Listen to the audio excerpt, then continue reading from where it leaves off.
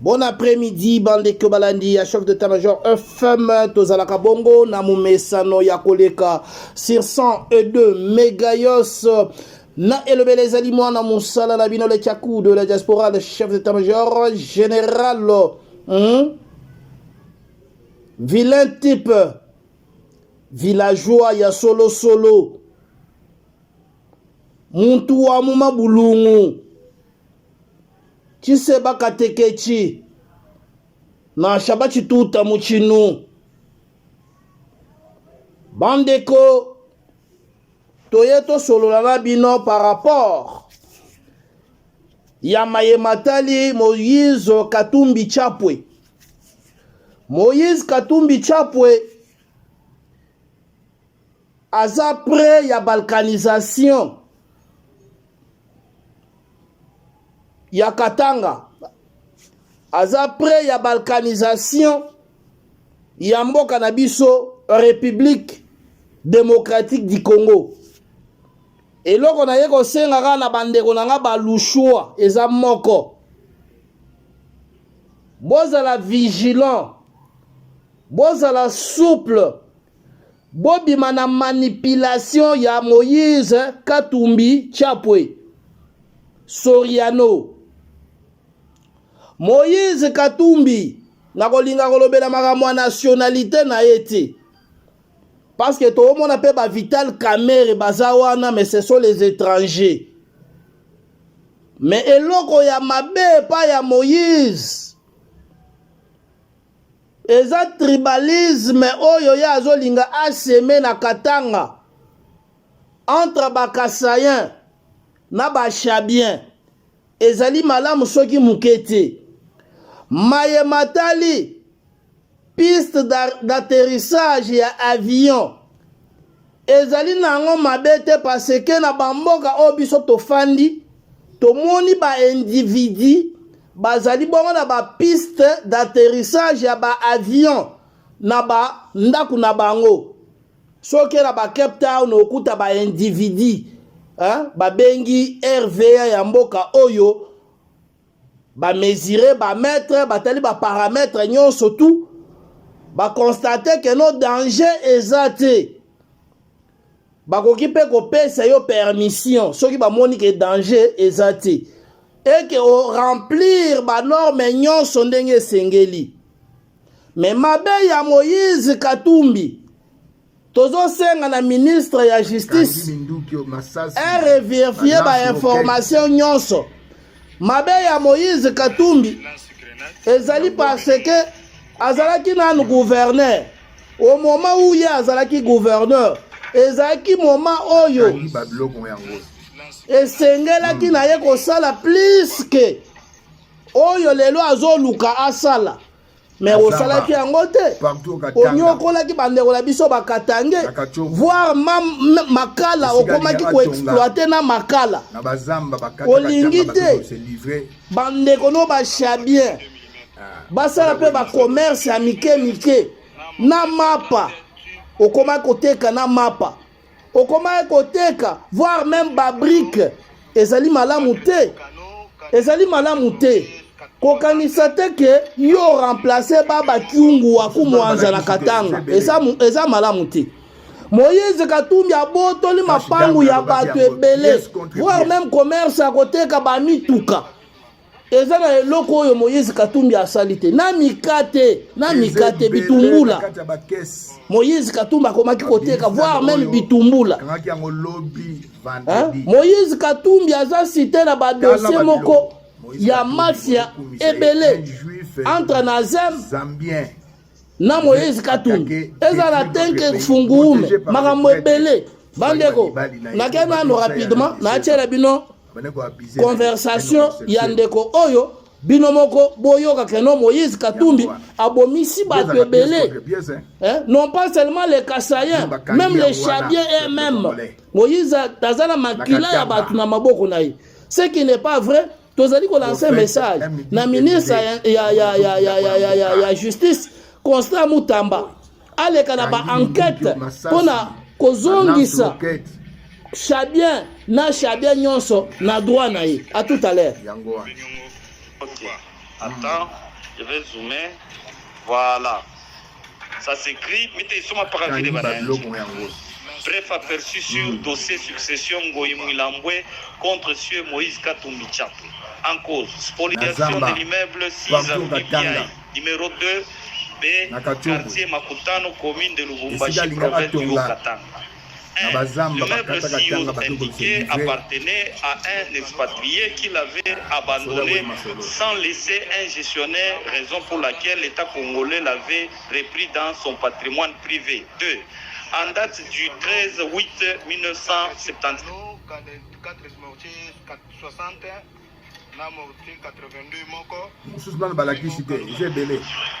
Oui, mon frère. Désagrément, exactement problème à connexion. Tu vas me le téléphone. Ok. Attends, je vais zoomer. Voilà.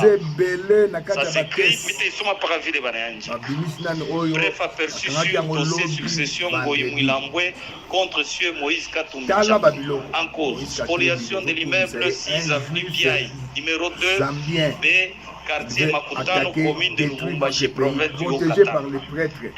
1. L'immeuble si indiqué appartenait à un expatrié qui l'avait abandonné sans laisser un gestionnaire, raison pour laquelle l'État congolais l'avait repris dans son patrimoine privé. 2. En date du 13-8-1974, l'État congolais, représenté par les conservateurs des titres immobiliers, par sa lettre avait autorisé M. Ngoïmouilambwe d'occuper les dits immeubles avec option d'achat. 3. Après application à la DGRAD du montant fixé, les conservateurs des titres immobiliers avaient délivré un certificat d'enregistrement numéro du 13-9-1974 au bénéfice de M. Ngoïmouilambwe. 4. À partir de 1993, des personnes mal intentionnées en complicité de plusieurs autorités provinciales ont tenté d'arracher l'immeuble dont il s'agit. Et parmi ces personnes figure M. Kangela Mwangaza, beau-frère à M. Pataoule, ancien procureur général de l'ex-Katanga, qui malheureusement fut déguerpi par le TGI Lubumbashi sous le RC 7683 du 3-2-1993. En 2012, face à un spoliateur, M. Ngoïmouilambwe, dépourvu des moyens financiers pour lui faire face à la justice, avait fait recours à M. Moïse Katumbi Tchapwe, alors gouverneur de l'ex-province du Katanga. Attendez, afin d'intervenir dans cette affaire, chose qui fut faite, puisque M.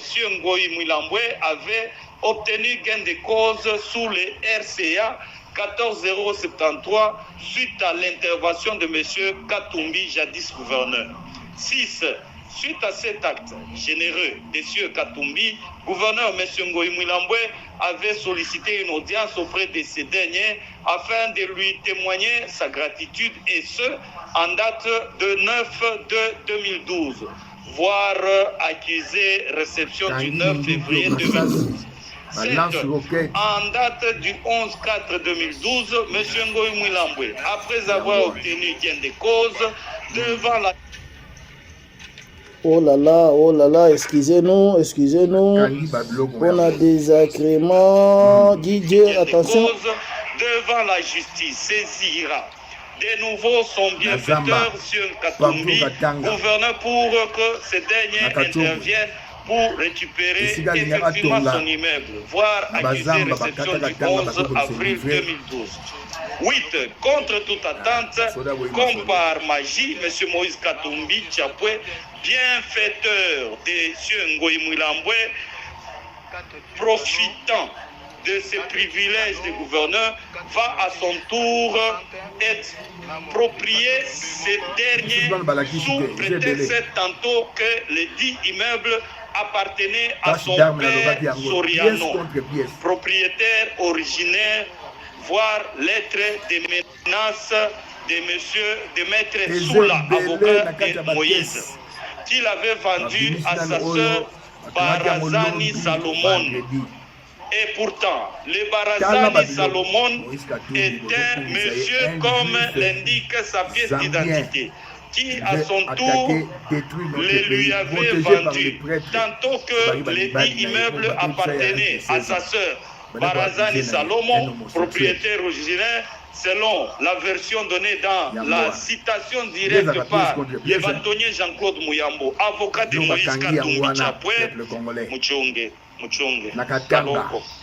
Et prophète se trouvant dans l'impuissance face à Moïse Katumbi. M. Ngoï avait plusieurs fois tenté de rencontrer les autorités au niveau national, mais sans succès, jusqu'à ce qu'il ait décédé en 2019 et son corps fut volé, puisque sa famille avait prévu tenir le cérémonie funéraire devant l'immeuble de leur regret. C'est comme ça ils ont dit. Regret père le jour de l'enterrement. 10. Le corps avait été volé et enterré au cimetière de Kimbembe par un certain Lunda Ndalamba qui devant le PG Basile Lumande avait prétexté qu'il s'agissait d'une erreur. 11. Après enterrement, M.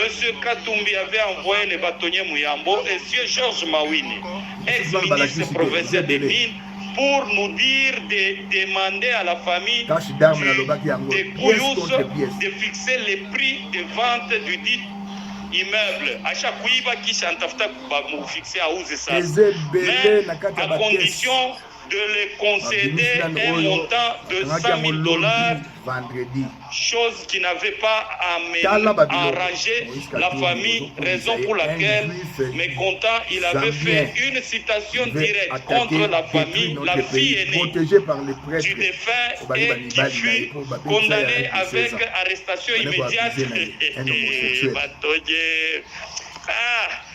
Et avec arrestation immédiate, elle était obligée de se réfugier avec sa famille dans son village natal. 12. Aujourd'hui, 100 personnes pour intervenir au droit de la succession. La maison est occupée par Madame Mathilda, belle-sœur de Moïse Katumbi. Telle est l'aperçu bref du dossier. Merci. Merci, Joe Moïse Katumbi. Bintu biohibi Mulubakat chini Mulubakat modèle kwa Mulubakat pauvre mobola ou bien vous irez kwa Moïse Chakuiba kisha nsema uze. Merci à trop Bandeko Balandi, chef d'état-major infâme Moussala Labisso ezali bongo ya ko communiquer ba autorité compétente topé compétente pour que ba procéder na ba procédure na ndenge elongo bani Mouyambo batonnier plusieurs fois à tenir ba décision moko boye ya bien te pour la balkanisation ya mboka na biso. Mouyambo na Katumbi baza prêt pour la diviser Congo, baza prêt pour la destruction ya mboka na biso Congo. Botika la malamu ezaki wabino de Tchakou de la diaspora, le chef d'état-major général, mbote la bina nyonso bolandi biso na ebandelikino na suka. À tout à l'heure, bye.